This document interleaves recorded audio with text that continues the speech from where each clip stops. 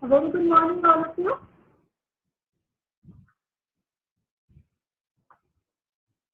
A very good morning, all of you. Good morning, ma'am.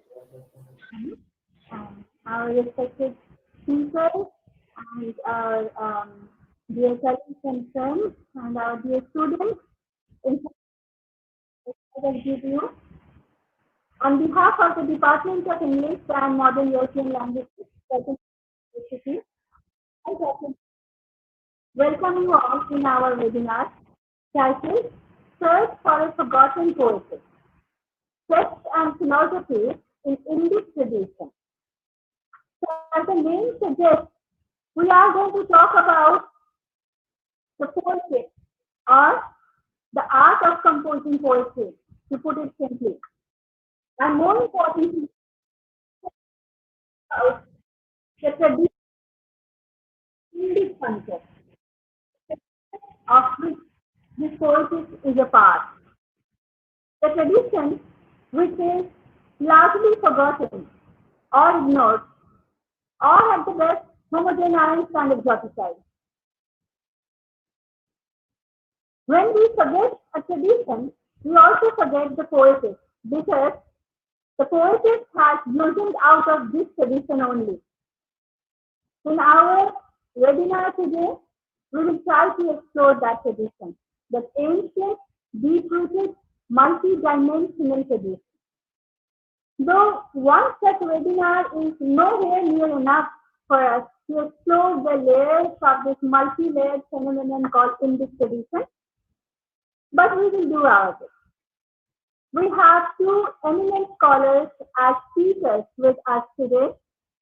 They will explore two different aspects of this tradition, or maybe not that different after all, because all these things come together to become the Indic tradition. We have Professor Dhananjay Singh from the Center for English Studies, JNU, New Delhi, with us. And we have Professor Gautam Ghosal from the Department of English, Visva-Bharati University, Shantiniketan. Thank you, sir. Thank you, Professor Singh and Professor Ghosal. Thank you for taking time out of your busy schedule and joining our webinar.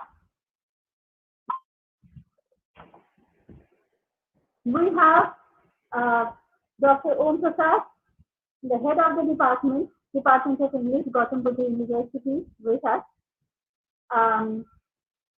Professor Bhagwati Prakash Sharma, Honorable Vice-Chancellor of Gautam University, was also supposed to join us, but as Honorable Singh sir is visiting our campus today, so VC sir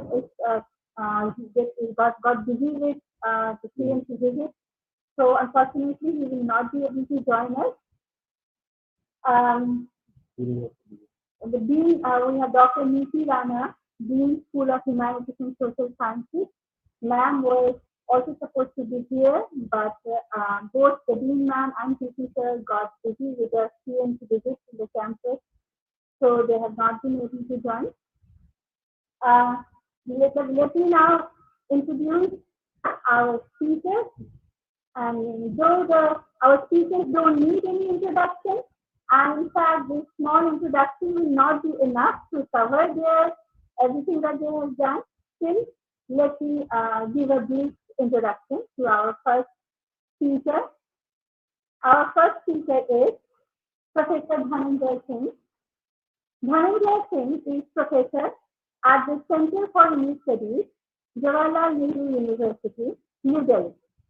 His research and teachings are focused on aesthetics, philosophy of language, comparative literature, English poetry, and modern Irish literature. His columns have appeared in the Indian Express, the Times of India, and the Pioneer. He is the author of Fables in the Indian Narrative Tradition, 2011, and The Poetics of Theatre in Early India, 2020, forthcoming. His poems have been published in New India and South Asian Imprint. Professor Singh will speak on the topic sound, resonance, and Poetics, the theory of Dhwani. Over to you, sir.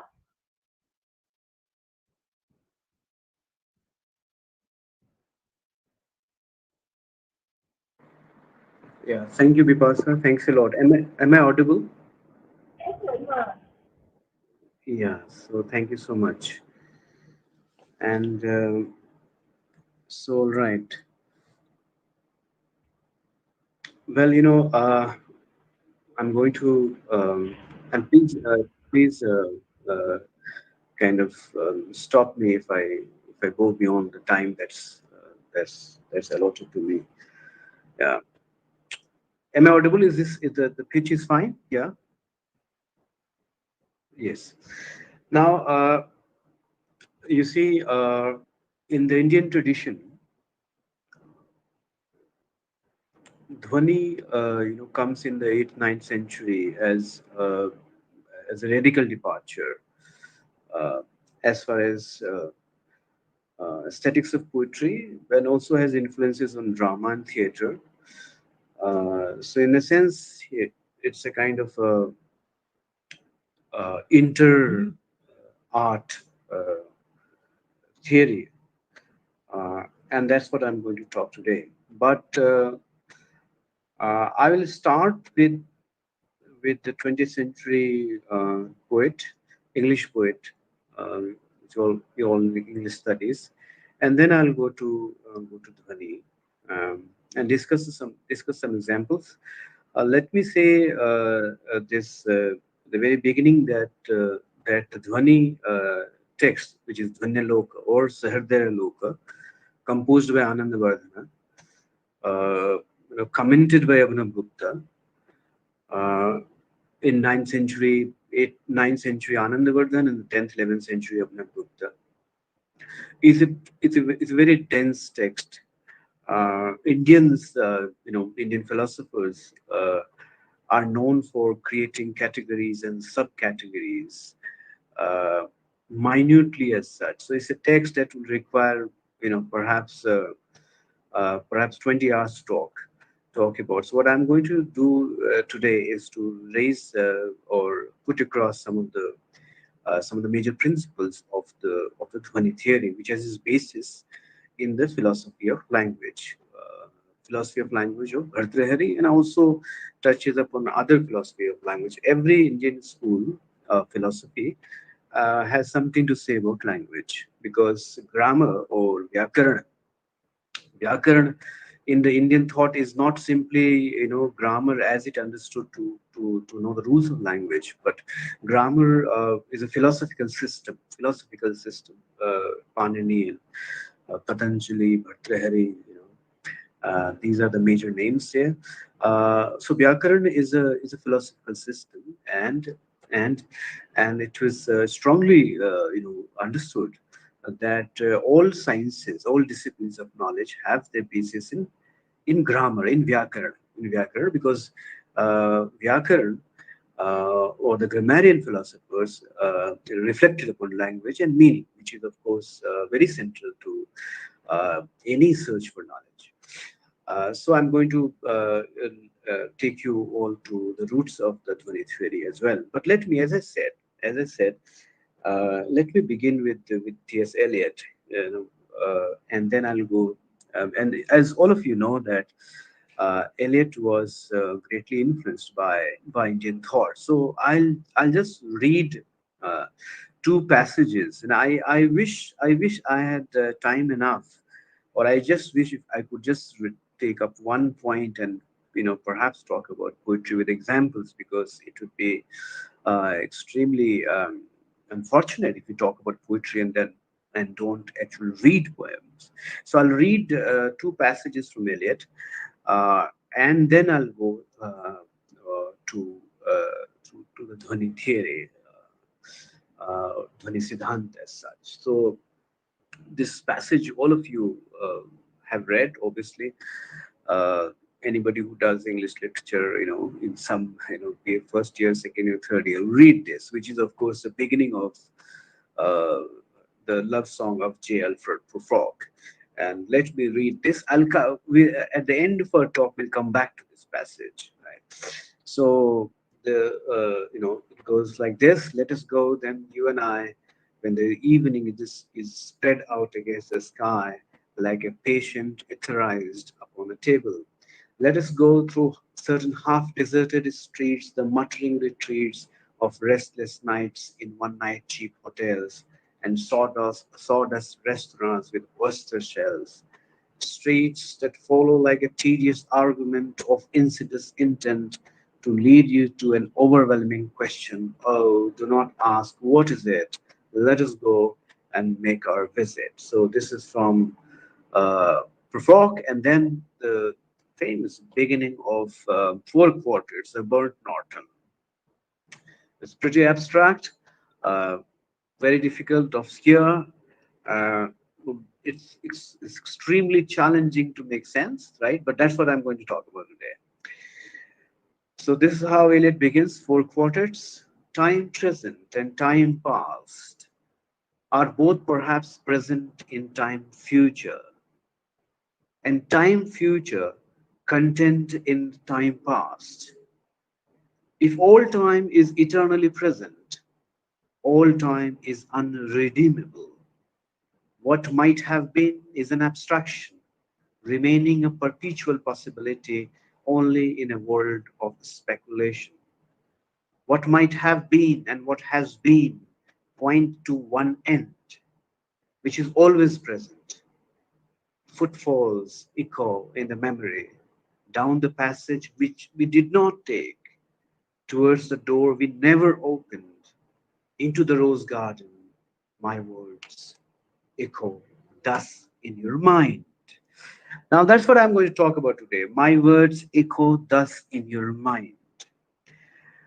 Uh, as I said, Dhwani theory, uh, for it, the Dhwani, the sound, as I said, is in philosophy of language, but that will come later on. As far as literature and literary theory is concerned, it's Anandavardhana, 8th, 9th century, from Kashmir, and we actually go to the reign of of King Jaipur, 776 to 807.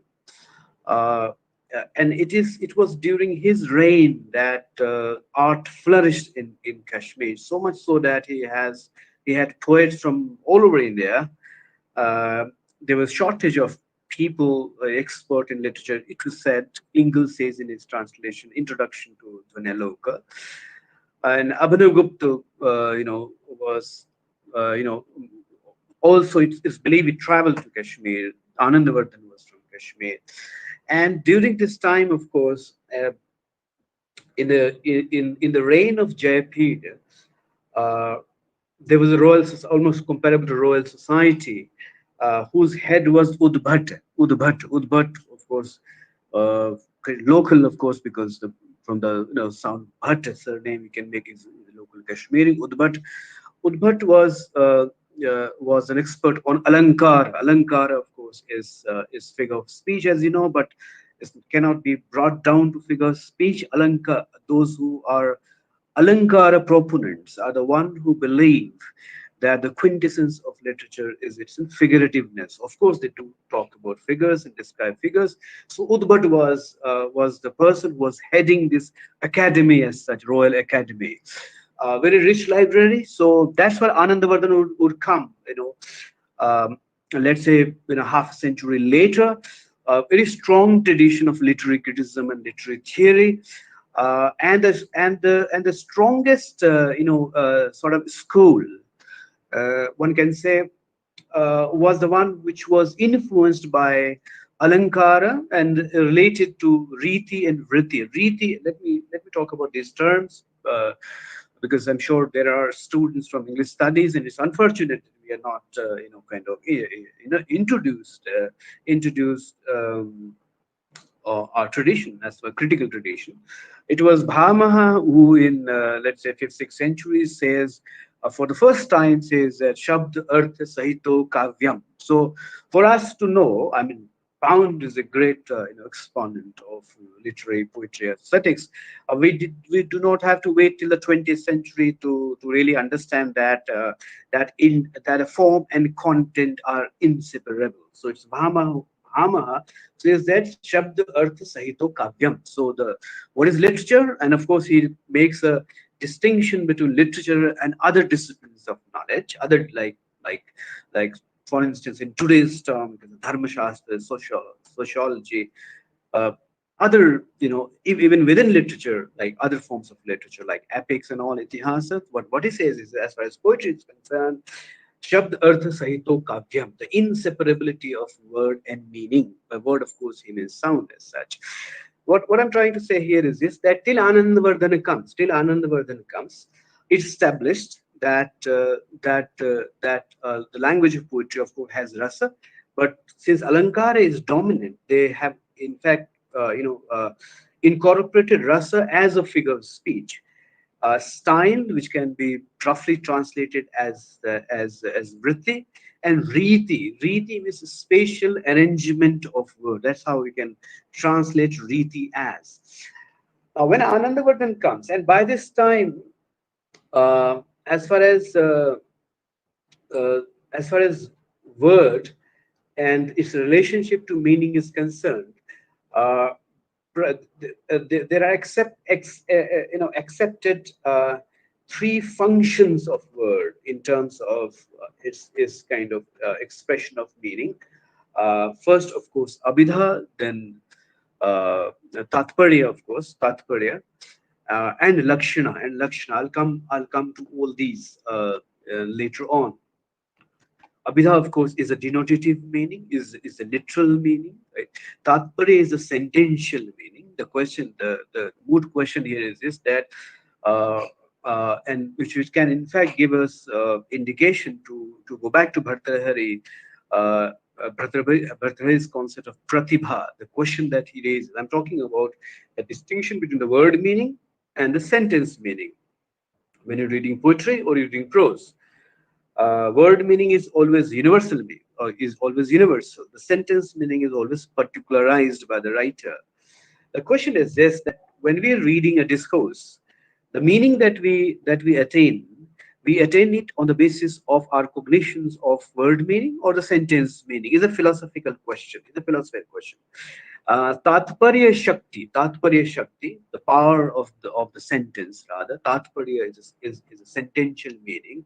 It was strongly believed, and with examples, of course, later on, when it was recognized that a sentential meaning is different from word meaning by the Mimamsakas. Mimamsakas are a different group of philosophers. I'll talk about them in some time from now. Please stop me, Bipasa, if I exceed my time.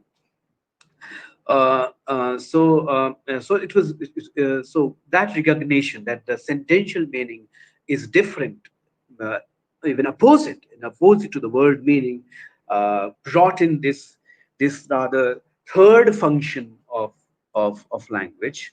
The first denotative, the third, of course, the second figurative, which is lakshana, and then tatparya. So Anandavardhan was going to, in fact, provoke a lot of experts, masters of literary criticism and literary theory, where when he proposed a different power of literary language altogether, which was comparable to so what somebody called Bhattanayaka did later on when he criticized Anandavardhana,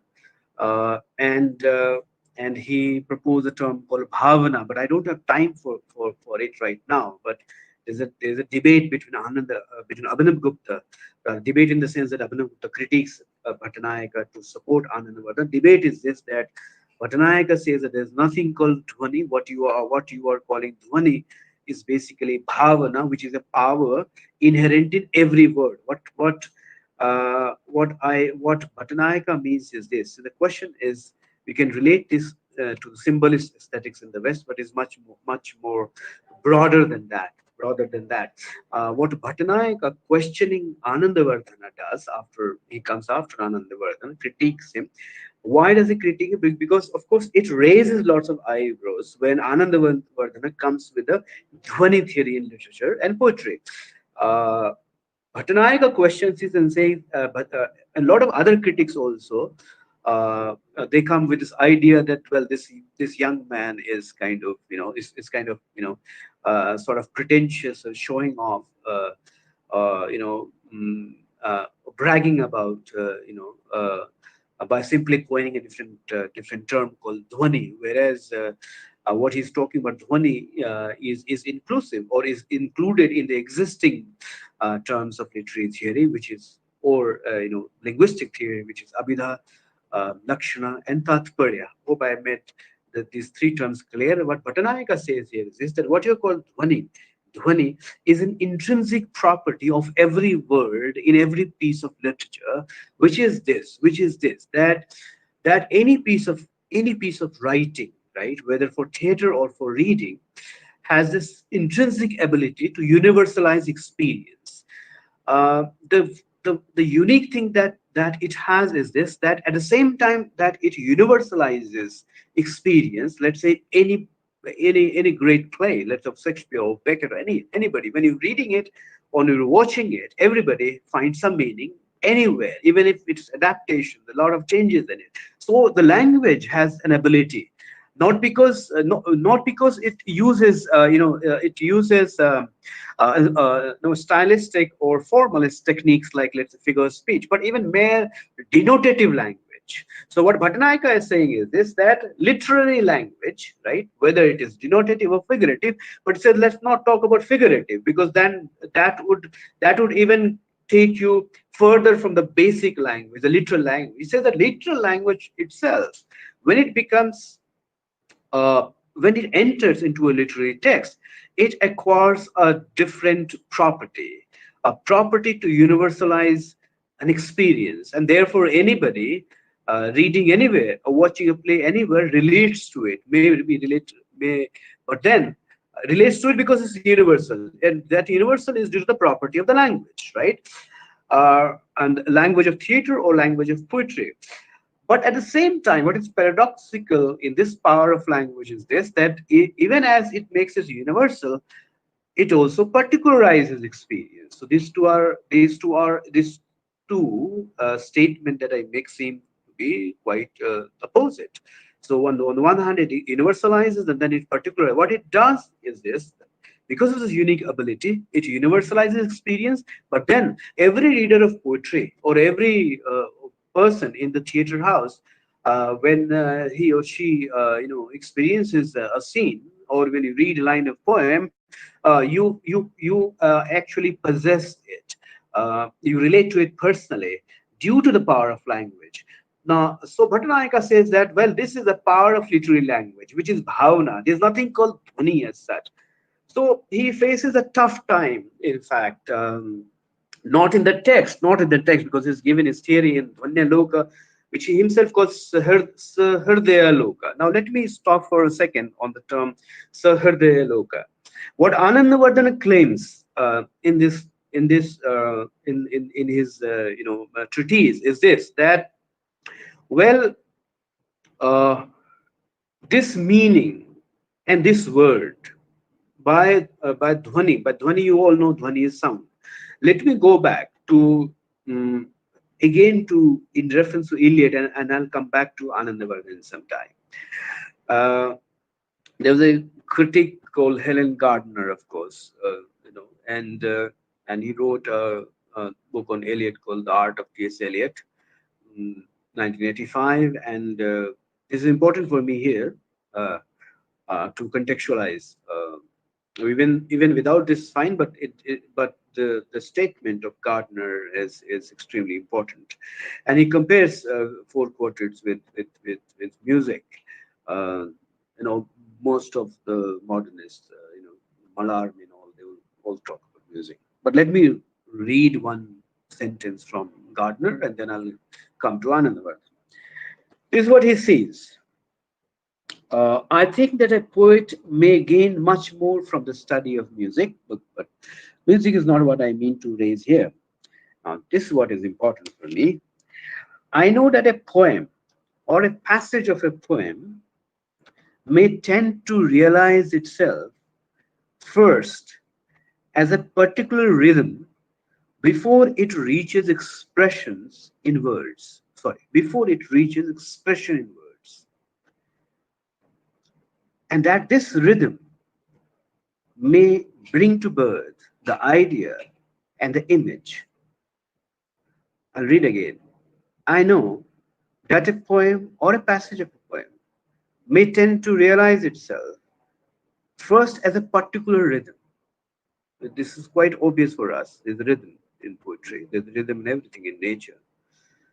But does that rhythm pre-verbally in a sense? Now we also have to question what is pre-verbal and what is verbal. What he's saying is that it pre-verbally uh, evokes an idea or meaning or an image uh, even before the word can be cognized. Now, what Anandavardhan proposes in the theory of Dhvani is this: that well, all the existing uh, forms of language in poetry uh, and all the existing uses uh, of poetry of language in poetry suggests something that great poets have ability uh, to evoke a fourth sense, a fourth meaning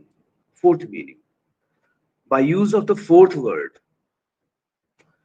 By fourth word, what I mean here is this: that uh, let me before this to clarify this. Let me say that by Dhvani, uh, Abhinav Gupta, of course, we cannot read Anandavardhan without Abhinav Gupta. It's the nature of the textual tradition, the strong textual tradition.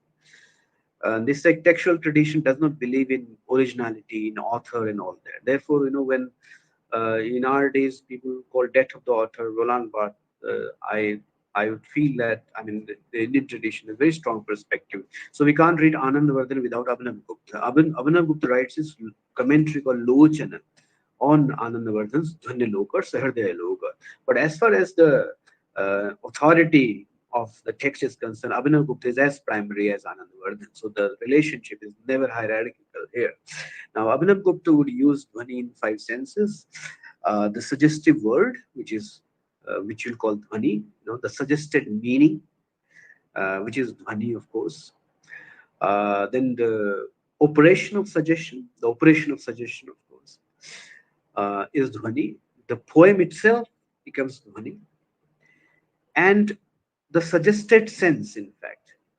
Now, the suggested sense can suggest another sense. Now, I know it might kind of lead to a lot of complication, but let me rest my point here. I mean, this part of my point by saying that what Anandavardhan means here means is this: that there is in all great poetry, of course, Valmiki, Kalidasa, in all great poetry of great poets, uh, word use has an ability to suggest a meaning beyond the accepted functions of language, which is abhidha, primary, lakshana, secondary, which is figurative, metaphoric, tatparya, which is sentential, and this fourth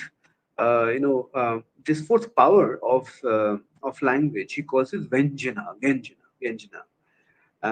And with it, what he says here, and which links us to his naming his book as Saharde Loka, is this: that only a sensitive reader, in the sense that the reader who has an intrinsic ability or who has trained himself to be a connoisseur of literary meaning, can create it. Well, what he says over here is this: that the reader has as much creative a genius as a writer has in terms of discovering dhvani, in terms of discovering dhvani and discovering the suggestive meaning and the suggested word. There are various typologies, of course, and I'll refer to some of them in during the time that I have. Broadly speaking, he divides uh, this sense of suggestion, or this theory of suggestion, into three broad categories: Vastu Dhvani, Alankar Dhvani, and Rasadhvani. This is important. Vastu, of course, is a thing, as you know, is an object, as you know. Alankar is a figure of speech, and ras is consciousness, is taste, is experience of literature, is bliss or anand as such, right? Uh, and and he makes a distinction between, because he's the one who connects his theory of dhvani with rasa and coins a new term called rasa dhvani. So, but it might get little abstract and theoretical. So let me quote a verse from Dhvanya Loka. Uh, the first five verses that he quotes in his text are from Prakrit. In fact, there are Prakrit verses to defend his theory of Dhvani.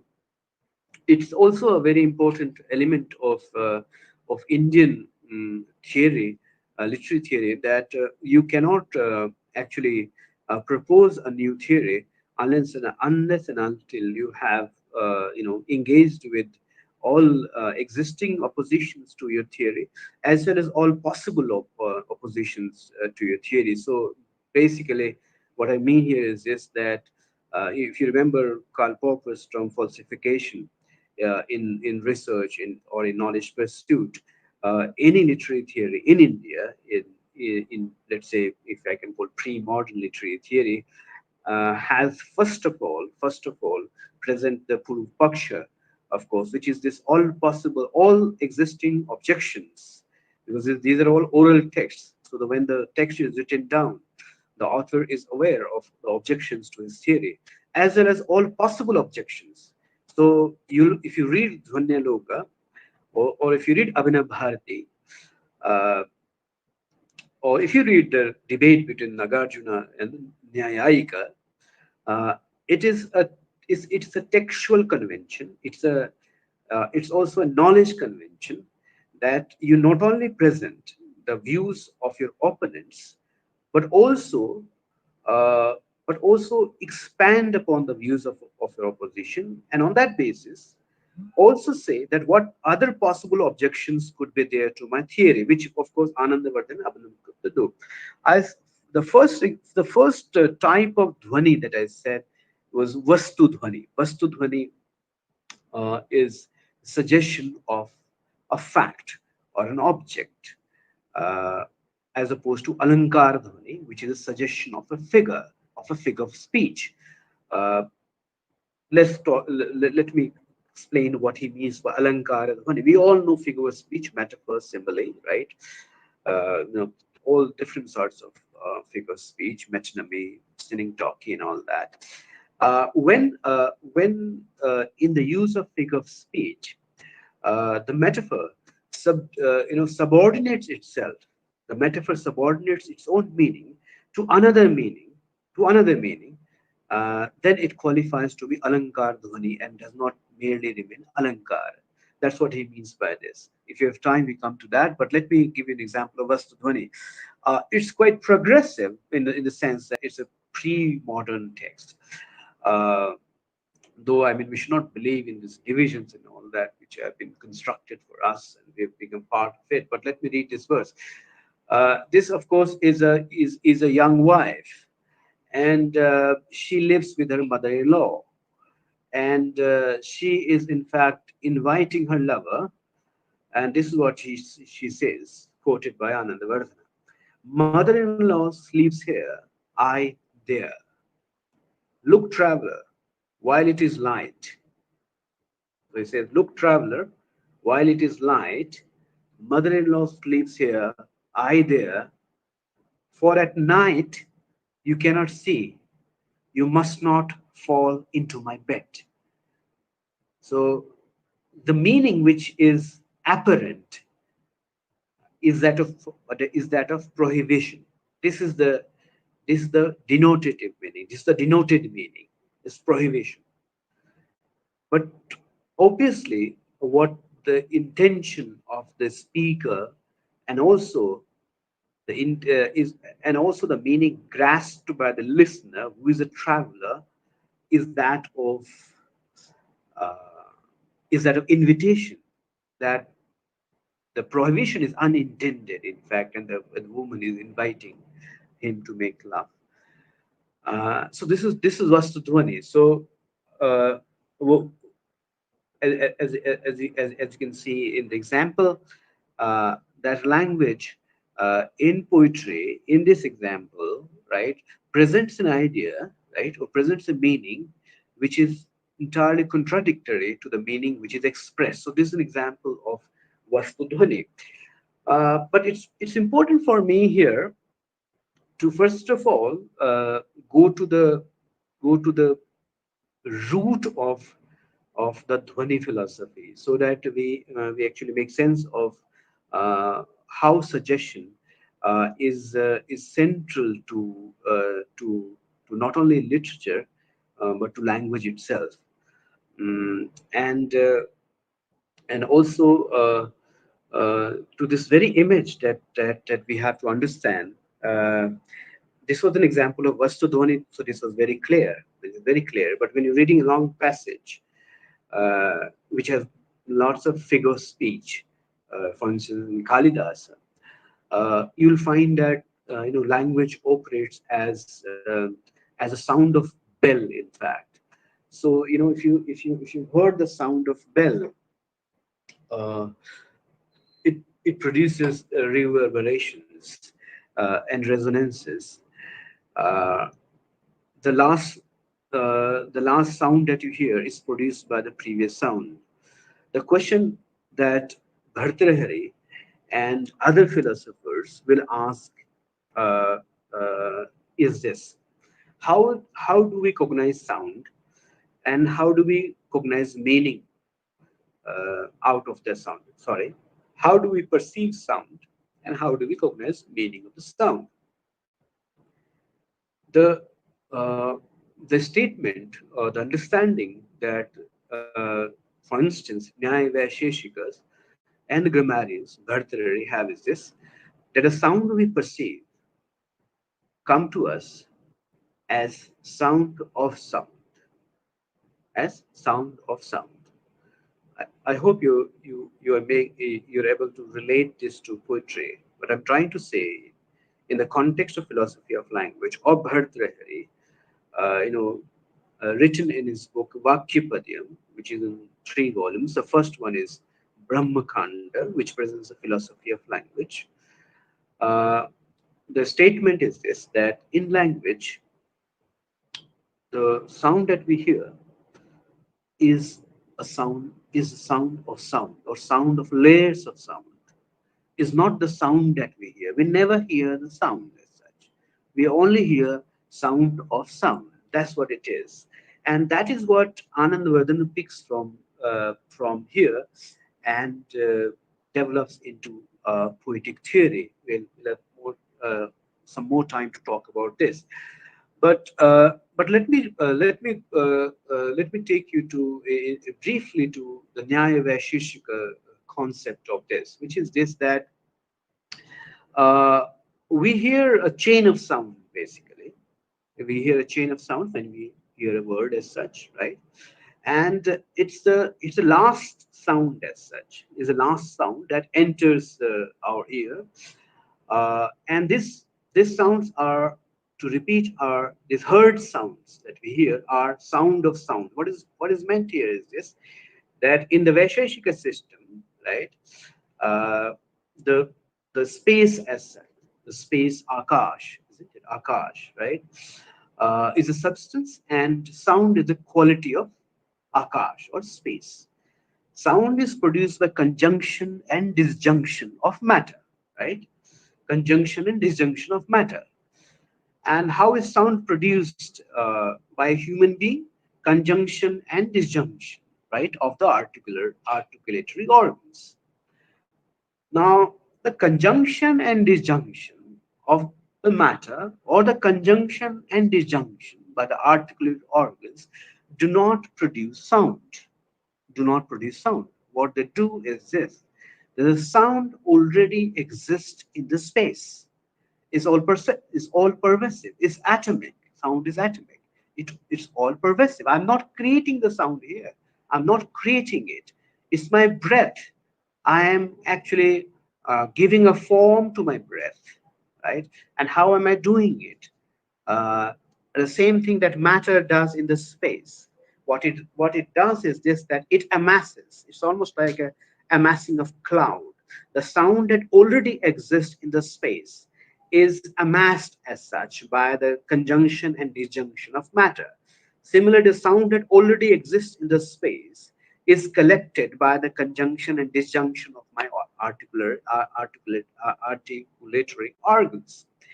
Now, this so what I am producing is the sound of a sound, not the original sound, not the original sound.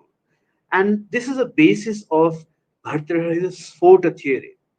Now, the argument is this, that the quality, which is sound, is spread everywhere in the space, right? Isn't it? An example that can be used here and is used in Bhartrhari is that of a stone that you throw in a pond. You throw a stone in a placid water, a pond or a lake. Of course, ripples are formed, right? And waves reach the shore. Now, the waves that reach the shore are not produced by the stone, but they are wave produced. They are wave produced. The stone is thrown in the center, right? Similarly, the sounds that we produce are sound produced, and where is the original sound? Therefore, the original sound is in space, and in some way, the first vibration of the original sound is in the mind. Is in the mind. Now, I'm trying to link it here. There are some to say that there are certain meanings in poetry which cannot be described figuratively or denotatively by the words that I speak here, the sound that you hear, or the sound that can be scripted there. There are certain meanings, and that's why there are this Vastudhvani is a basically is an you can say a concrete example. Not you must not have been a great poet, but you read Kalidas and all. There's certain meanings which can only be suggested because these meanings are in fact, produced. These meanings are rooted, or uh, these meanings tend to be known. The desire of the poet is to express that originally, that what Bhartari calls a prakrit dhvani, which is a dhvani in the mind. What Bhartari says is this, that when I, as a speaker, when I'm saying something, or what you hear something, is a sound of a sound. The sound of sound, which sound? The layers of sound, of course, when I say a sentence, the layers of sound, but it originates from the prakrit dhvani, which is in the mind, right? Is it possible to articulate that, express that through the Vaikari dhvani? Vaikari dhvani in Bhartari, Vaikari dhvani is a sound that you hear or I hear, right? Or the dhvani is or the words in poetry that is denoted, that is written, and that I read, or that you read. Is it possible through Vaikri Dhwani to evoke Prakrit Dhwani? By Prakrit Dhwani, he means the sounds that cannot be heard. There are sounds that cannot be heard. There are sounds of consciousness, the sound of the mind. Let me read Gardner again. Let me read Gardner again, and uh, and and and come to what I'm saying right now, which is from Anandavardhana. It is when he's talking when he talks of that pre-language kind of aesthetics. He says it is in the concert room rather than in the opera house that a germ of poem may be quickened, and that he talks about the uh, the sound of the mind as such. Now, this is what I mean. What Anandavardhan does, of course, in his theory of Dhwani is to recognize that there is a altogether a different epistemology as far as literary suggestion is concerned. The great poets, because after all, you have to do with the available language. Available language. Great poets have their ability to create a context, to rather arrange words and meaning in a way that it's possible to suggest uh, those meanings as such which cannot be suggested sorry which cannot be expressed, denoted, or figuratively articulated, or sententially, or expressed through the sentential meaning. Now to give just one example from Bhartrihari, then we'll come back to Anandavardhana. Bhartrihari uses the term called sphota. Sphota means explosion as such, right?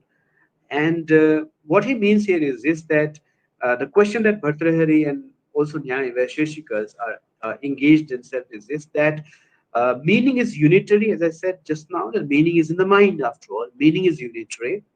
The Please tell me if my time, then I'll conclude my with some examples. Uh, meaning is unitary. Uh, Meaning is unitary. Then how is it? How is it? Meaning is unitary, and it is it is sequenceless. There is no sequence to it. Then how is it that the words that I speak, or the words that is here, which is partitive, which has sequence, is able to produce a unitary meaning in you or in the hearer, for which he gives the term sphota and makes a distinction between a sphota and dhvani. Uh, he has another term called nada, which will take us back to the Nyaya Vaisheshika concept. What he means here is that dhvanis are there in the nature. Dhvanis are there in the space. And what the articulatory organs do is this, that they kind of make structure of the dhvani and turn it into nada, and that's the distinction he makes between dhvani and nada. And in the sequence, when one hears a sound, a word as such, or a sentence, what happens here is this, that after the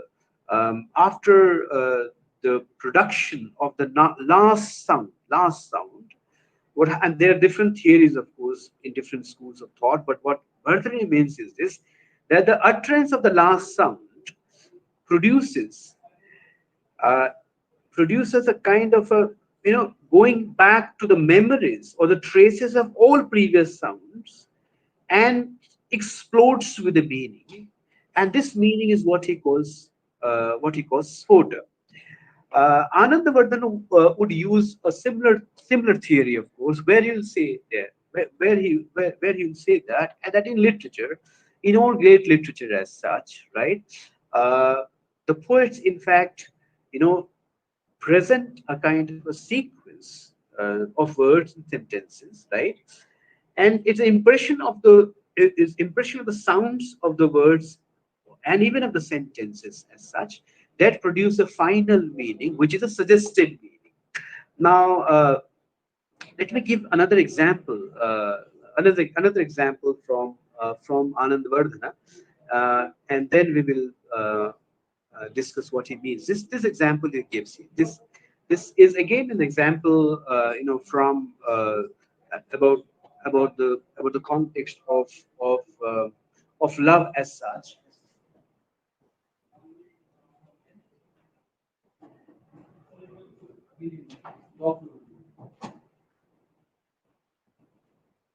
I'm sorry.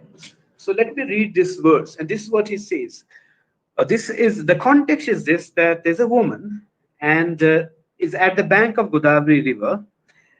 Every evening she meets her lover there, but there's a saint, who comes, the monk who, at the same time, the monk comes and he sort of disturbs the lovers. Uh, there's a dog, of course, that the monk is extremely scared of. And this is what uh, this woman tells the monk. Uh, you know, uh, and this is interesting how the meaning and what meaning is intended. This is what he says: "Go your rounds freely, gentle monk. Go your rounds freely, gentle monk. The little dog is gone. Just today, from the thickets by the Goda, by the Goda means Godavari river, just today, from the thickets by the Goda came a fearsome lion, and killed him." This is also an example of Vastudhvani. As you see, as you can sense here, the woman, and there's a lot of discussion here. There's a lot of philosophical discussion. I'll bring in the Mimamsikas here. Is this that the woman is telling? Apparently, the woman is telling the monk that you need not be scared, and you can move freely now, because earlier the dog, of course, which was loved by the or perhaps a pet of the woman, is to scare the dog, is to scare the monk. So she says that now you can roam freely. The little dog is gone, because because the lion came from the thickets by the Godavari River and killed him. So there's nothing to be afraid now. You can roam around freely. Uh, Anandavardhan, you know, presents this as an example of Dhani, because obviously uh, the woman means that the monk is should be more scared because there's a lion over here. This interesting. This is the verse that Lacan quotes, as one of as a footnote in one of his essays. Uh, in terms of this kind of subtle, fluidity that language can produce inherently. Now, Mimamsakas, in the beginning of my presentation, I said about Tatparya Shakti. And there's a debate between Abhinav Gupta and the Mimamsakas. There are two Mimamsakas, and they represent two schools, Kumaril Bhatt and Prabhakar Mishra, both 8th century. The Tatparya Shakti, or the sentential meaning, as I said, is based on assertion that the meaning of a sentence provides a new meaning to the meanings of the words. Uh, the Mimamsikas are divided into two schools. Kumaril Bhatt, his proposition is this: that once we read the sentence, there is an immediate cognition of a sentential meaning. There is an immediate cognition of a sentential meaning, which is which is opposite and different from the word meaning, because word meaning is concerned with the universal. Every word gives a universal meaning, whereas the sentence particularizes that universal meaning of the words. Now, this is received by the mind in one cognition, which is sentential cognition. The Prabhakara group, of course, counters Kumari Libhat's school and says that we can never have two cognitions when we receive when we receive a discourse. We cannot have a sentential cognition, a word cognition at the same time. So what we have in language is this: that there's nothing called sentential meaning. Once we start reading a sentence, just like when I start reading now, like "go your rounds freely," the current manifestation of Prabhakar Mishra's theory you can find when you are texting these days on WhatsApp. The moment you, or even in the email, the moment you start typing, it gives you option of the words that should follow. This is exactly what Prabhakar Mishra says in his philosophy of language, of sentential meaning, refuting Kumaril Bhatta, co-Mimamsaka, on the nature of sentential meaning. Please get my point what I'm saying. What he says here is this: students of literature would know that we all the time recognize it, that the meaning of a line in a poem and the meaning of a poem could be entirely different. The meaning of a discourse could be entirely different. Sometimes we should wonder, why does Ulysses contain long sentence? Why would Rushdie write a really long sentence? What is the philosophical clue? What is there in the creative process? This whole sense of putting a full stop. Another way that you'll find long narratives, long without stopping at all. The point that both Prabhakar Mishra, 8th century, Kumar al-Badr, brilliant from Mithila, in fact. Uh, Shankaracharya had a debate with the Mimamsakas, in fact, with the Mishras, and defeated them, of course. Believe that the core meaning lies in the sentence. Bhartrhari also feels that. Bhartrhari not feels that. Bhartrhari also proposes that. Therefore, the name of his book is Vakyapadyam. Vakyapadyam. That the meaning rests in the Vakya. The meaning rests in the discourse. And how do we get the meaning of a discourse? By flash. Almost like what Joyce would call epiphany, by flash. There's no kind of a reason as such, but it's the nature of human cognition to get meaning in a flash. And the examples that Bhartrhari would give is that who tells the birds to sing in spring? They have the intrinsic nature to to kind of sing in spring. Therefore, the human mind also has that ability. When it comes to analyzing literary meaning, the Mimamsakas have said have this point of view, and within Mimamsaka you have Kumar al-Bhatt and you have Prabhakar Mishra. Kumar al-Bhatt, what Kumar al-Bhatt says is this, that in this particular verse that you have read, it says that there's nothing called dhvani as such. They're anti-dhvani people. There's nothing called dhvani as such. But Kumar al-Bhatt, of course, very interesting. Therefore, when we talk of structure of discourse, history of discourse, a very important link is this. A very important example is this, because obviously we believe in that cyclical time. There's no linearity as such. Now, Kumar al-Bhatt is 8th century, mind you. Anandavardhan is 9th century. Abhinavgupta is 10th, 11th century. So, Abhinavgupta in 10th, 11th century is quoting Anandavardhana, quoting Kumar al-Bhatt, of course, of 2 centuries before him, and quoting him as an opponent. That is something interesting. Now, from the perspective of Kumar al-Bhatta, what he'll say is that there's nothing called dhvani as such in the whole sentence. What Anandavardhan claims is that, listen, read this sentence. This is a prohibition. This is a clear invitation. Sorry, this is a clear invitation that, well, you can move around freely now. But the suggested meaning is this, that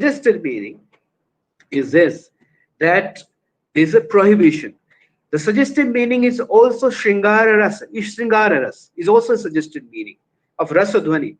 I may not get time, so let me put it put it here.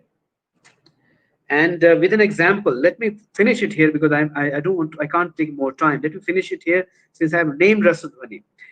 Abhinavgupta makes a distinction between Vastu Dhvani, like this is Vastu Dhvani, Alankar Dhvani, and Rasa Dhvani. Rasa is one of the most powerful philosophies of India, of early India.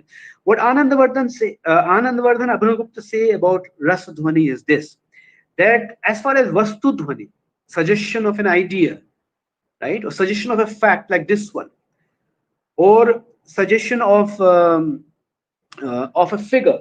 For instance, if I can read you a line from 2nd chapter of Dhvanyaloka, let me take this point to finish the 3 broad categories and come back to the Mimamsakas. And please tell me the time, or I'll just wrap up in maybe 10 minutes or less than that. Now let me read this from Dhvanyaloka.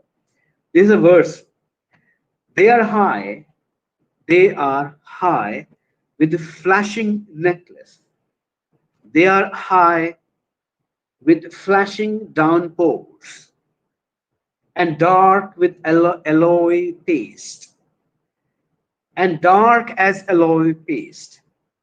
Whom would the breast of this slender maid, whom would this wealth of clouds not fill with yearning? Of course, it's a rainy season as such. It's raining, of course, and it's comparing the clouds and the girl as such. Now, this is an example of Alankara Dhvani, where, and The suggestion here is a suggestion of feeling of love. Rati is a suggestion here.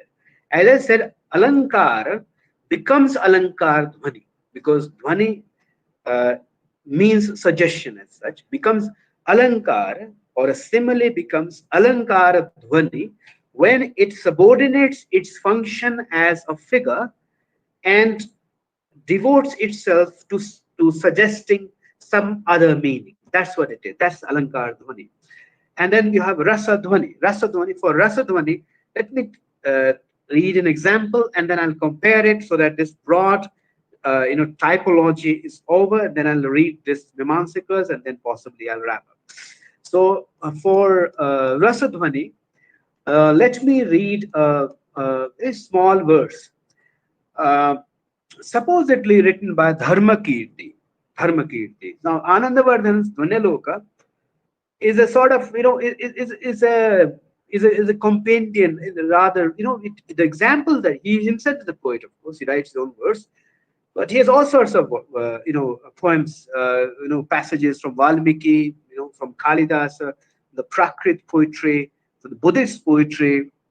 This is supposedly from Dharmakirti and monk, of course. And this is what he says. And this is erotic poetry, by the way. This is what he says: on what mountain, for how long, and what was the name of his austerity? I mean, this little parrots that he should bite into a cherry as pink as your lip. The context is this. The context is very important for evocation of dhwani or suggestion, and that's why it depends. It's contingent on the creativity of the reader as much as on the creativity of the writer. Now, what the context is this: that is a lover and a beloved, and of course he the lover wants to kiss the girl and then but can't express it, so he sees the parrot is biting into a cherry, and every word is important here. Bite is very important. The parrot is not kind of eating, it's slowly biting. So and the thing is, on what mountain? Because the austerity, the monks have the austerity on the mountain. Of course, he's referring to previous birth. So on what mountain? For how long? And what was the name of his austerity? Maybe this parrot was a sage or the monk in the previous birth, but his austerity must have been so exemplary. And so, what was it? On which mountain was it? And how long was it? Because it must have been so exemplary that he's been gifted with this kind of, this erotic experience in this life. Is this on what mountain and for how long? And what was the name of his austerity? What did he achieve? I mean, this little parrots that he should bite into a cherry as pink as your lip. So then it connects, and that's Shringara Rasa. What Abhinav Gupta says is this. This is an example. I don't have time to deliberate, but this is an example where the literal meaning is intended. The literal meaning is intended, but transformed. See, there are various typologies. Let me give you one typology in Anandavardhana. Uh, there is a literal meaning, there is a figurative meaning, there is a sentential meaning, there is a suggestive meaning. The literal meaning is a basis for the dhwani to operate.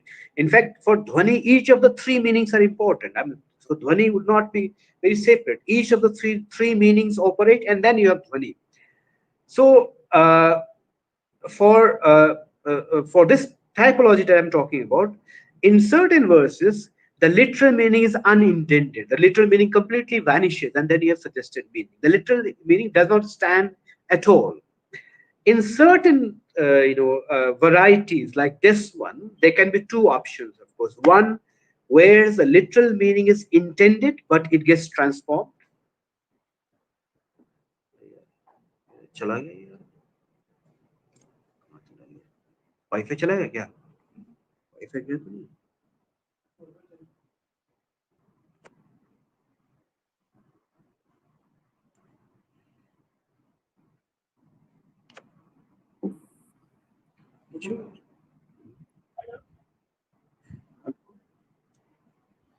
Hello. Yeah, Yeah, can you hear me? Yeah, I just think I lost it. Yeah, can you hear me now? Yes. we have to So wind it. yes. So in this category, so one of course where the literal meaning is unintended, and then the literal meaning is intended, sorry, but transforms itself like here. It has further two categories, two varieties. One where there is a sequence from the literal to the suggested meaning. You can see there is a sequence. पहले literal है and then suggested. The example of this kind is where there is no sequence. If you read this, the literal meaning is there, and then the evocation of suggestive meaning of Shringara Rasa, the sequence is not there at all. This for Abhinavgupta and Anandavardhana is the most exemplary or preferred type of dhvani, which is rasadhvani. And in comparing Vastu, Alankar, and Rasadhvani, Anandavardhana, Abhinavgupta say something which has some relevance to our translation. I think I'll stop it here. Which is this, that what they say is this, that Vastu Dhvani and Alankar Dhvani can be paraphrased, can be paraphrased.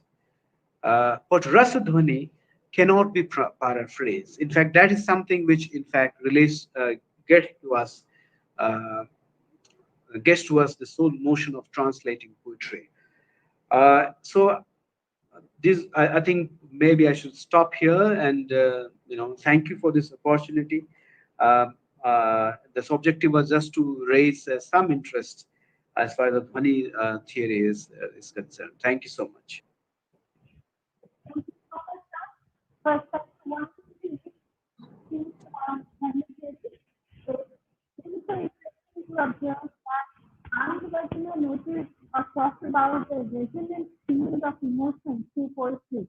I think it is this resonance with emotion that is the soul of poetry. It's a pity that we do not know enough, or we do not know as much as we should have known about Dhwani and restlessness. Sri Aurobindo once said that Dhwani is the essence of poetry. Our next speaker, Professor Gautam Ghosal, will enlighten us more on the poetics of Sri Aurobindo. Gautam Ghosal, D.Litt, is professor in the Department of English, Visva-Bharati University, Shantiniketan. Professor Ghosal has specialized on various aspects of Sri Aurobindo, 19th century British and American literature, Rabindranath poetry, drama, music, non-fiction, as well as Shakespeare's poetry and characterization.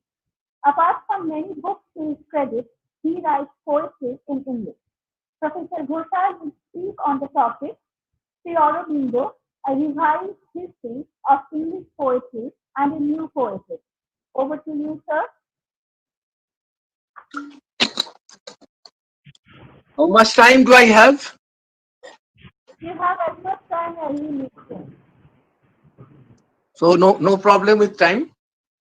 30, 40, 45 But minutes. but but I can summarize within half an hour. Okay, Is that sir. okay? 45 minutes is fine. Okay. So that was a wonderful lecture from Professor Dhananjay Singh, and I learned a lot from him, in fact, and it was really very fruitful. I hope the listeners have got the issues, the points he discussed in detail. And I must admit that I haven't heard such a rich lecture in the last 2 or 3 years. It was so nice. So let me turn to Sri Aurobindo from where Anandabardhan left. Now, Sri Aurobindo goes back to the ancient days, the Vedic period, the early Vedic period. And he says it was codified maybe 3,000, 3,500 years ago, but the tradition was there even 10,000 years ago and even beyond that. That he says in the Isha Upanishad, that the tradition was even much older than what we know. It was codified later, these ideas of poetry as mantra of the real. So poetry in the past sight, was vision, revelation, a direct sight of truth, and it was thoroughly incantatory. It was it was sung, as Plato has said in Ion. He has used a beautiful phrase, divine enthusiasmos.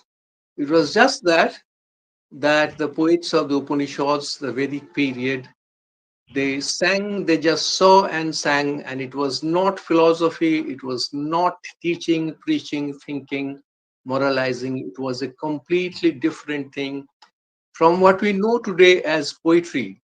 So Sri Aurobindo critiques the later development as poetry is not a notch girl of the mind, and it does not spin fictions, but it is a direct vision of truth, of the basic, the thing that is inside, that is above.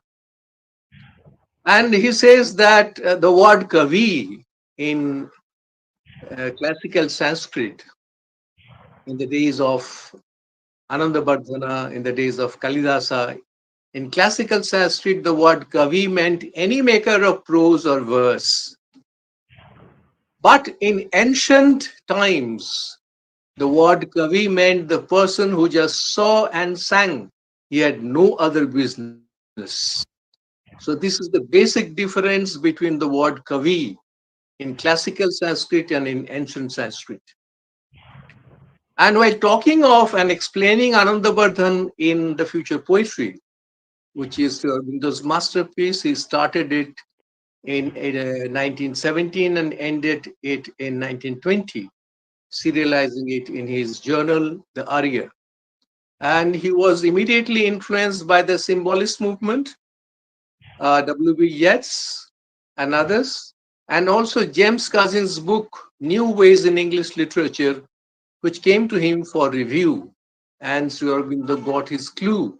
The first chapter of the future poetry was a review of the book, uh, James Cousin's New Ways of English Literature, which I have just reprinted, re-edited after 103 years, because it was lying in the dusty corner of a shelf in Pondicherry Sri Aurobindo Library, and somehow I got a copy, or we got a copy, and we did try to give a good presentation of what Cousins meant in our introduction.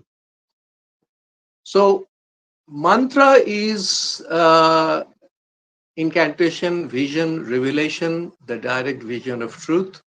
Sometimes magic, as we see in Keats's magic casements opening on the foam of perilous seas and the fairy lands forlorn. And sometimes it is the bare vision of truth. The winds come to me from the fields of sleep, as Wordsworth says in Immortality Ode. So Sri Aurobindo explains Dhani in a chapter in the future poetry, and he says Dhani is, as Sir has said, it has a deeper meaning, and it together taking the substance and the inspiration, the sound, it makes Rasadhani. And Sri Aurobindo says even it goes beyond that. So he interprets Anandabardhan and Abhinavagupta, and he leaves them behind in search of something better, and that he calls mantra, the great sound effect which creates that. That is why Sri Aurobindo says rhythm is the essential quality of poetic expression. Without rhythm, inner or outer, there can be no great poetry. And then Sri Aurobindo, it is not true that the future poetry is Sri Aurobindo's final vision of aesthetics or poetics, because even though we call him an avatar of the divine, Sri Aurobindo is many things: a psychologist, an avatar of the divine, an anthropologist, a philosopher, and a poet. And still, we must admit that he had some limitations when he was writing the future poetry. And he admitted it later in his letters to K.D. Setna, his poetic disciple. And in those letters of the 30s, his entire poetics, his theory of poetry comes out clearly, but not fully in the future poetry. Why? I asked R.Y. Deshpande, perhaps the greatest living Savitri scholar in the planet. He's still alive. He's 90, and he's a living encyclopedia of Savitri. He said, Gautam, it's not true that future poetry is Sri Aurobindo's final vision of his theory of poetry, because he could not express, and Sri Aurobindo says in his letters to Setna, the mantra which I have tried to explain in the future poetry. And then it becomes clear in the letters when he speaks of the planes, the spiritual planes of poetry, starting from the higher mind, then the illumined mind, then the intuition, and finally the overmind, the last stage of the mind. And beyond that, it is the supermind which is not yet been expressed. But something of the supermind percolates into the overmind. That is why we have received texts like the Bhagavad Gita and other great texts where the supermind has percolated into the overmind, because the overmind, beyond the overmind, man cannot express. So in future poetry, Sri Aurobindo could not tell that it is by the touch of the overmind poetry becomes mantra. Then let me come quickly to the issue of the revised history of English poetry. I have explained the point of theory, which is as Sri Aurobindo says, first it is, as Anandavardhan says, it is the sound, then the thought, then the sense, and finally it is the soul which listens. And this aspect of the soul is not clarified in neither in Anandavardhan nor in Abhinavagupta. They reach the point of nada and sound, deeper sound, and something great, but they can't specify that this is the soul's vision of truth that comes through rasa. As Sar has rightly pointed out, rasa is consciousness. It's a wonderful lecture I have heard today, and it has illumined my own thinking.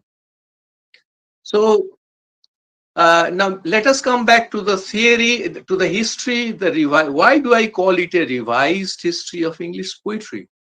Because Sri Aurobindo keeps 70% of the traditional material of history. You will have the Legui, you will have that Kazamian, you will have in it Rickett, you will have in him the most recent historian, Samson and others. But there is an extra something in Sri Aurobindo's interpretation of the poetry written in England by the English poets.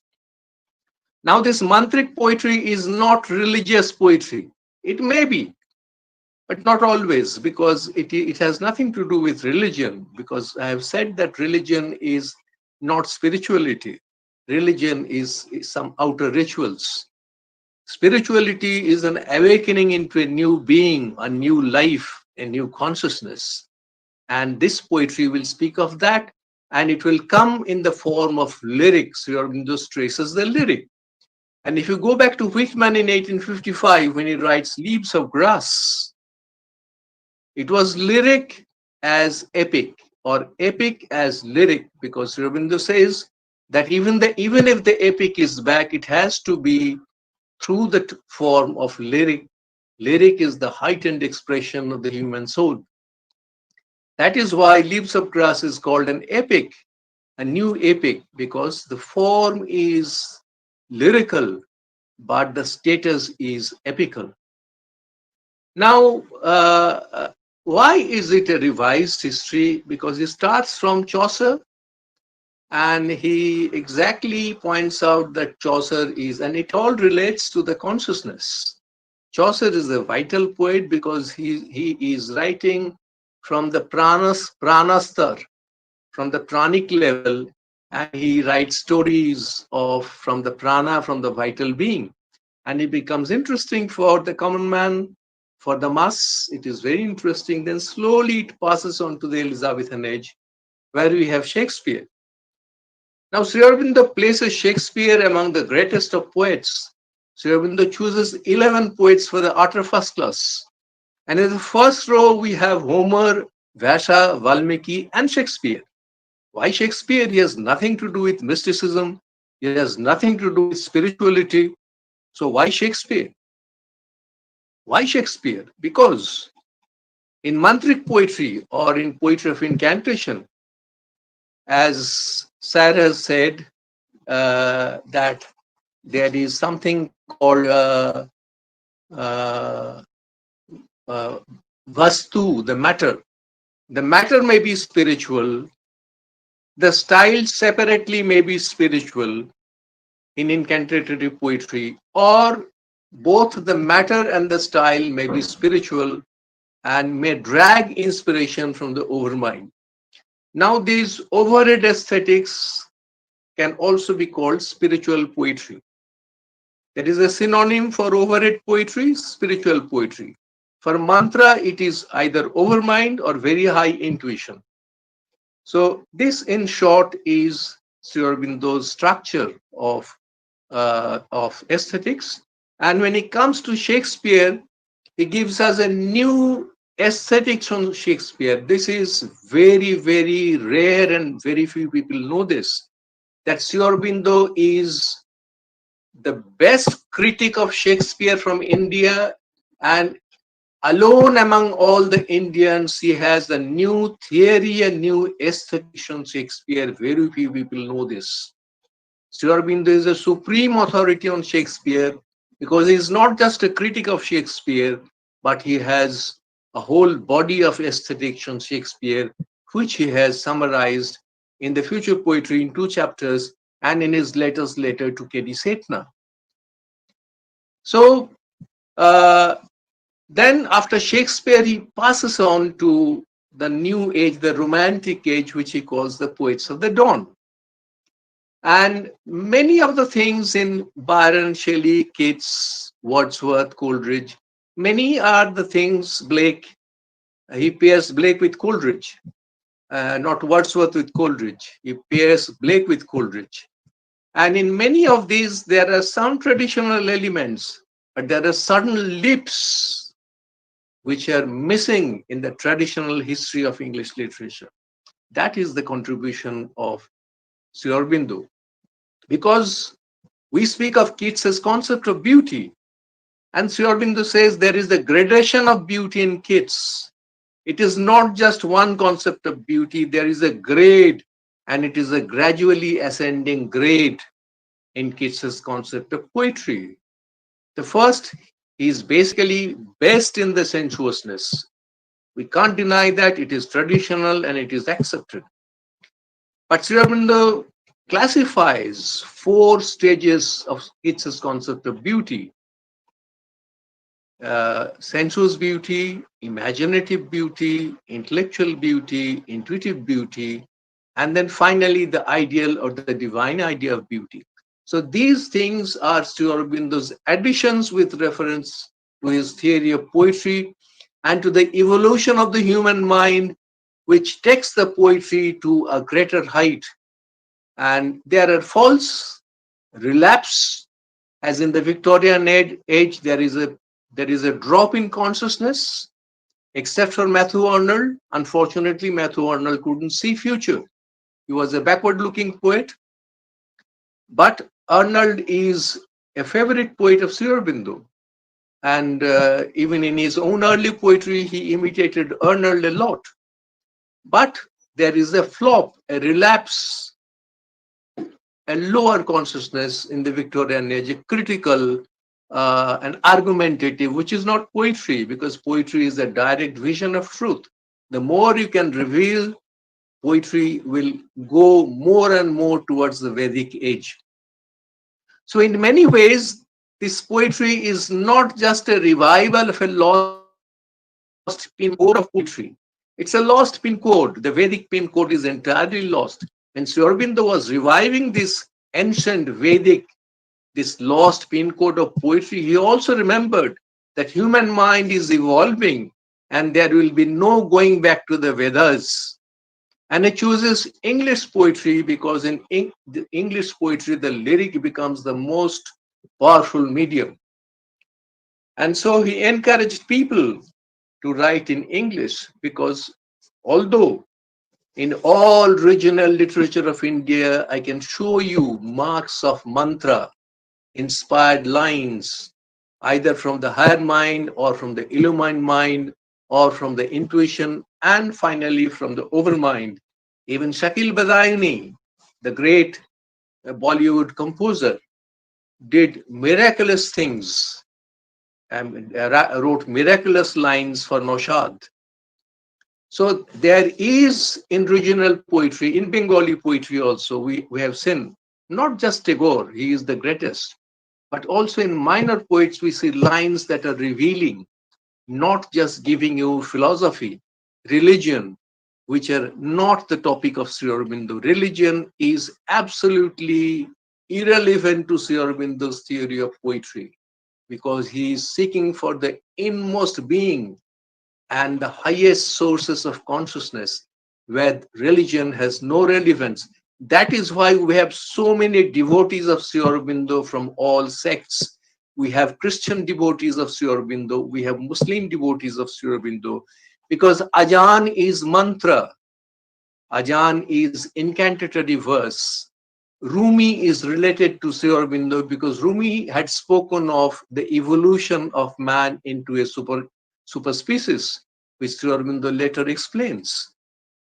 So for Sri Aurobindo, the audience is very vast and there is no distinction. He is based on the Hindu scriptures. It is ascribed to the Hindus. But basically, he revolves around the three basic texts, the Vedas, the Upanishads, and the Bhagavad Gita. And all the three texts are not sectarian texts. Sri Aurobindo specifically points out the texts are meant for humanity, not just for them whom we call Hindus. That makes him a universal poet, and his theory has become acceptable, his philosophy has become acceptable because of this. So after Shakespeare, he comes to the Romantic, where he finds a great inspiration in Wordsworth, in Coleridge, in Blake, in Shelley, who is the most spiritual in substance, but also in Keats, who was the greatest of artists. And Sri Aurobindo says Blake cannot translate his comprehension into our experience. And T.S. Eliot has said the same thing in his small essay on Blake in the Selected Essays. Eliot says Blake works outside a conceptual framework of tradition. Eliot says Blake works outside a conceptual framework of tradition. That is why we cannot understand Blake. Aurobindo says, yes, he is complicated because he cannot translate his experience into our comprehension, and his images are not traditional. He breaks the traditional pattern of images. And after that, Sri Aurobindo comes to the 19th century. He begins with Whitman, who is his most favorite modern poet, apart from Tagore and Carpenter, because he's not talking of the 11 greatest poets whom he chooses for the utter first class. Vyasa, Valmiki, Homer, Kalidasa. Then in the next row we have Dante, Milton, Sophocles, Euripides, and others. In the last row, Goethe stands in solitary grandeur. He's not speaking of them. He's speaking of the return of mantra in poetry, and he starts with Walt Whitman, because Whitman had an access to Indian poetic tradition through the translations of Ram Mohan Roy. It used to be known as Roy literature in the 19th century. Whitman had a library close to his house and he could read everything in translation. But he took the essence. He did not memorize like T.S. Eliot.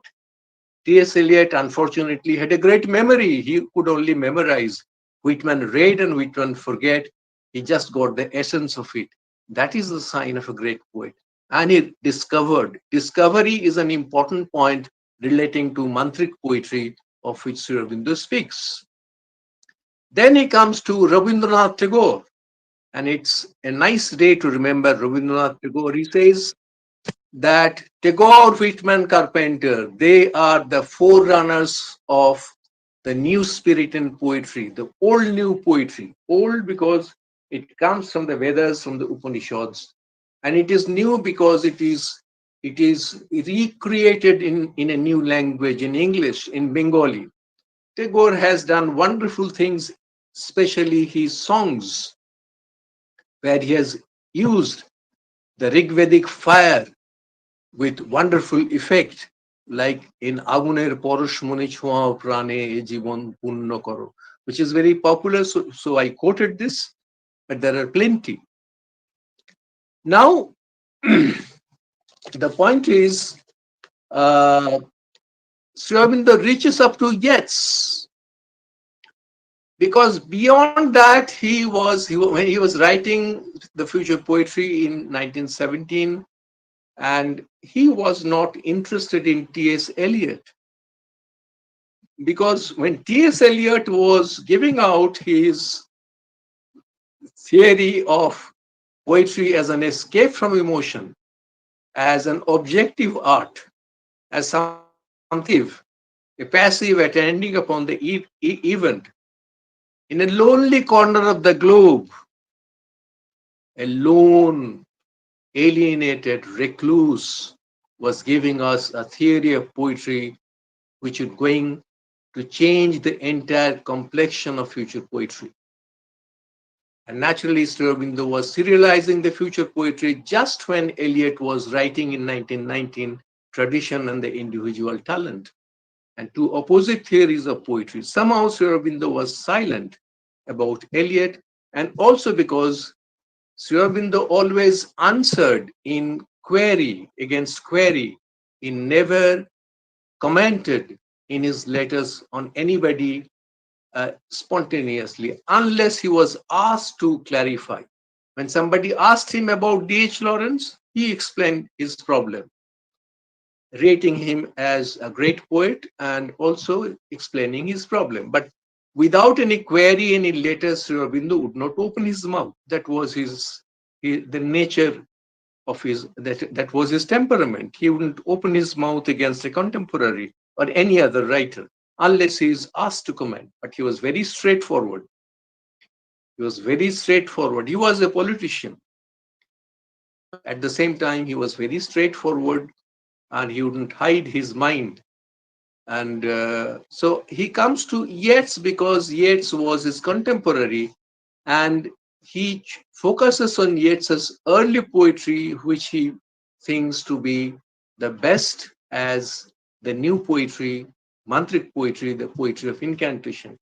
Many people decline, refuse to accept that Yeats's early poetry is great poetry. They focus on Yeats's later poetry because they follow Eliot's concept of the escape from emotion. But Sri Aurobindo focuses on Yeats's early poetry, the rose poems, that which speaks out spontaneously, because poetry comes out it's a spontaneous overflow from the fountainhead of the spirit. This is lyric poetry at its best, self-discovery and self-expression. And there he leaves behind all the past classical Sanskrit theoreticians in search of the pure quintessential Vedic idiom of poetry that is direct sight of truth. That is why much of Sri Aurobindo's poetry may appear to us as a bore, because his experience is not our experience. The sonnets, the great sonnets, many will feel them as bore, compressed, and they are speaking of experience, and we don't have. But Tagore is very close to us because he's a mystic.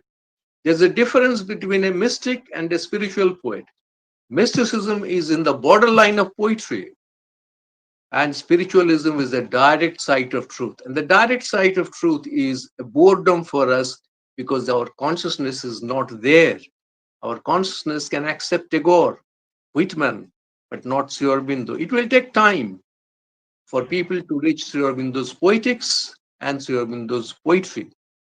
So this is Sri Aurobindo's poetics, his theory of poetry as mantra, which he revived. And it's a dynamic revival because human consciousness is evolving. It won't go back to the Vedic poets, but we have the age of technology, we have the great of computers, mobiles, and we have to be different in a different age. But still, our expression may be different, but it will be a dynamic revival of the Vedic poetry in English and also in other regional languages.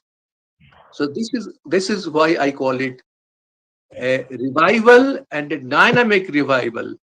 And also his history of poetry is new in the sense that 30% of his stuff in the future poetry are interpretations with reference to his theory of poetry.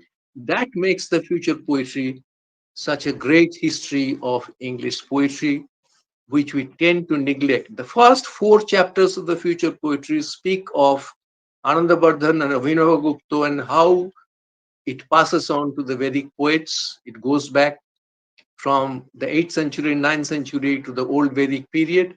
And then he starts from Chaucer and he ends with Yeats, then Whitman, and then he stops there because he couldn't revise. He tried 26 times to revise the future poetry, but he was unsatisfied and he said no to its publication during his lifetime. So the future poetry never came out during his lifetime. It came out only after his passing in 1953 with the permission of Nulinikanto Gupta. And then we see, even in his imperfections of arrangement, we can have, and that is why we have to interpret a lot what he wanted to mean by certain things in the future poetry. And our purpose will be to link the future poetry with the letters written to Setna in the 1930s. Then we get a whole picture of Sri Aurobindo's theory of poetics and what is there, what he wants to mean when he speaks of the Romantics, the Victorians, Shakespeare, the Elizabethans. He has spoken on all. His one-page interpretation of Marlowe can generate 10 books. One page on Marlowe can generate 10 books. And he has accepted the fact that Marlowe is an author-oriented writer. There are two views on Marlowe, author-centric, and those who believe, no, Marlowe was like Shakespeare. He was using negative capability. No, because even Una Ellis Farmer in his book 1927, Jacobean Drama, Ellis Farmer also accepts the fact that Marlowe is an author-centric writer. He's a subjective playwright. It's a unique thing, a playwright who is subjective. And it was much before Tagore, Yeats, and others. So Marlowe is a separate figure in the Elizabethan age. There are many subtler things in the future poetry, and that is left to the future scholars. The problem is people are quoting at random from Sri Aurobindo without trying to explain the things. My frustration is there that even the greatest names which you receive from northern India, from southern India, there is too much of quotation from Sri Aurobindo and too little of explanation. We have to explain them with reference to Anandavardhana, Abhinavagupta, and we have to explain them in terms of a new poetics. We have to explain what he means by certain phrases in the context of Tagore, Whitman, Yeats, and others. And it's a great field, it's a large field, and it's waiting to be explored. And one man can't do it. We are not sufficient. One man is not sufficient to do it. We all must start. We all must start working on this, how to explain what Sri Aurobindo exactly meant by his poetics, and by why do I call it a revised history of English poetry. Thank you. I will wait for your queries. I will then speak on the queries. Thank you so much, sir, for such a wonderful speech. Poetry becomes a mantra and the soul listens to it. What a beautiful expression, sir. Thank you so much. Indeed, Sri Aurobindo is a unique personality of modern India. He was thoroughly conversant with both Eastern and Western metaphysics and knew both Sanskrit and Greek among many other languages. He was a powerful force in the intellectual awakening of modern India. I will now go for the questions and see if there are any questions.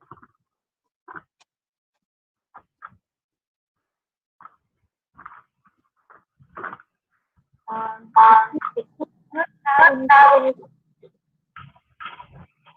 does not have any. We only have and common the common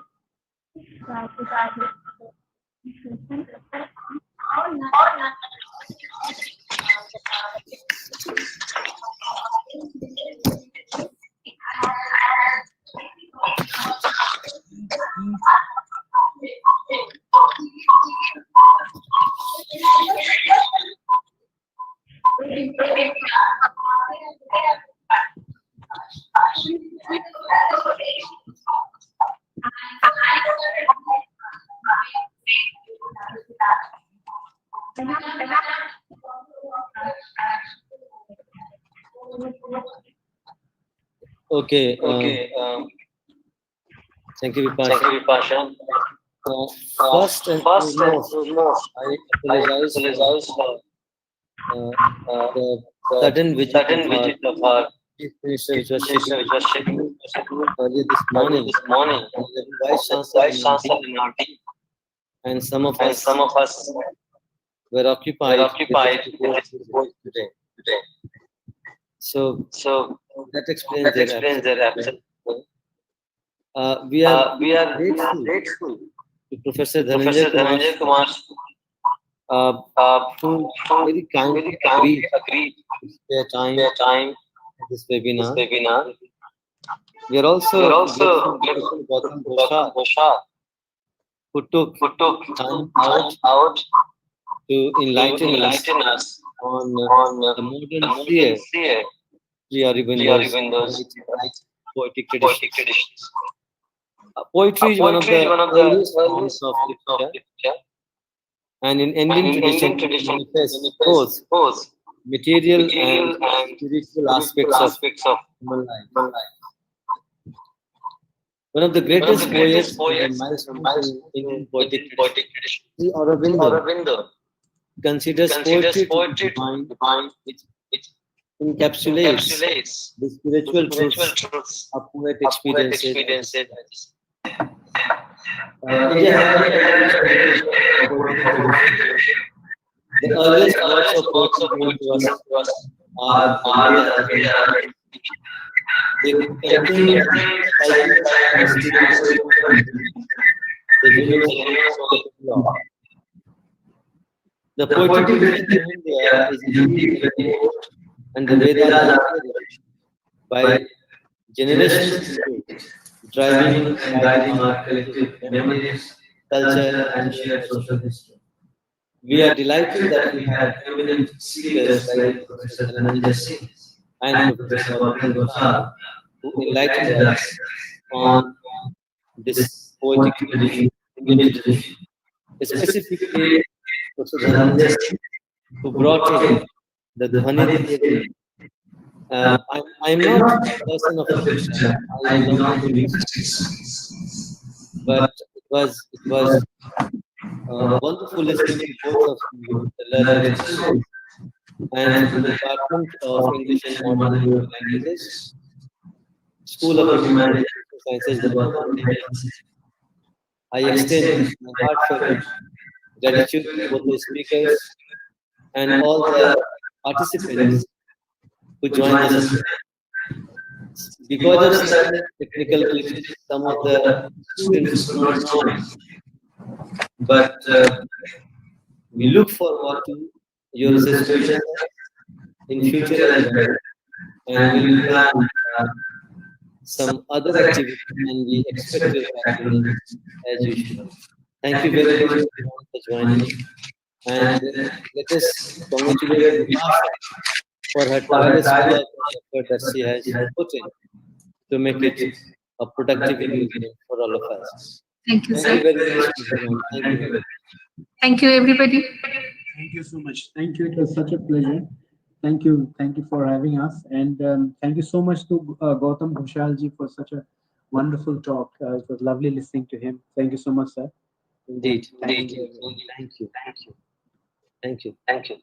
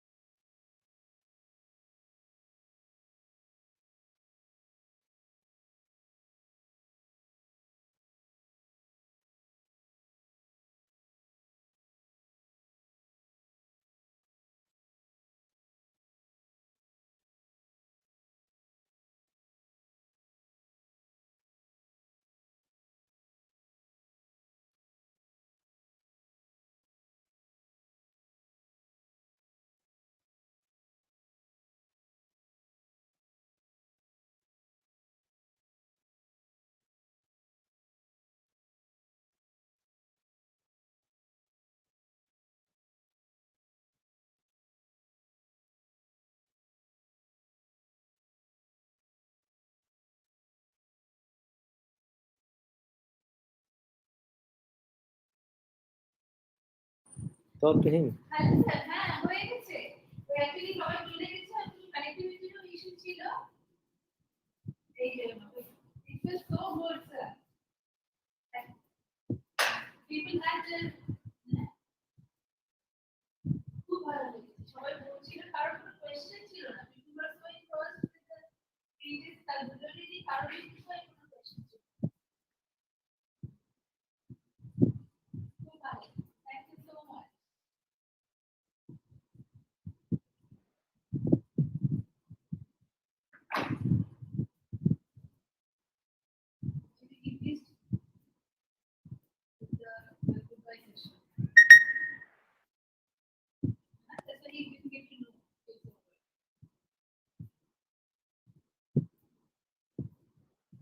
Hello everyone. So we call it off now until we have something to say.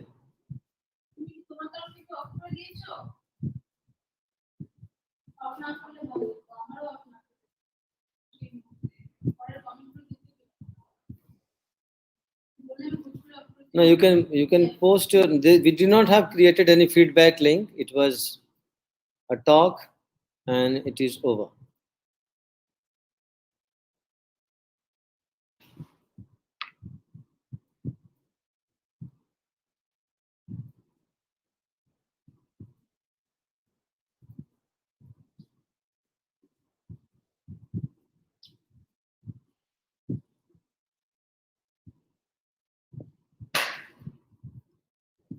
Hello Shweta, can you hear me?